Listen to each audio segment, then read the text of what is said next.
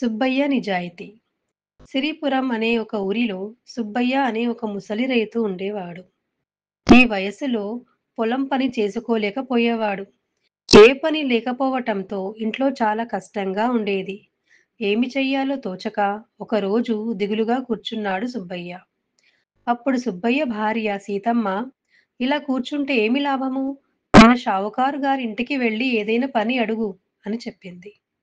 సరే అని షావుకారు ఇంటికి బయలుదేరాడు సుబ్బయ్య.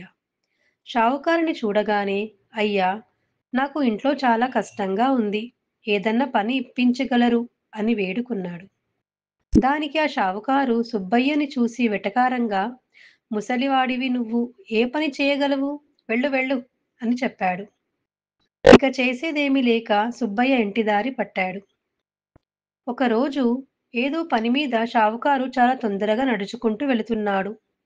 అతని దగ్గర నుండి బంగారు నాణేల మూట కింద పడింది. అది అతను గమనించలేదు. అటువైపే వస్తున్న సుబ్బయ్య ఆ మూటను చూసి, ఇది షావుకారు గారిది అని తీసుకున్నాడు.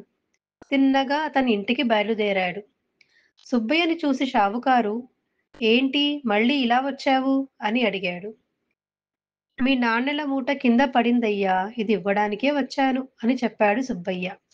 అది విన్న షావుకారు ఆశ్చర్యపడి, సుబ్బయ్య, ఈ మూటలో ఉన్న నాణాలతో నీ కష్టాలన్నీ తీరిపోతాయి కదా!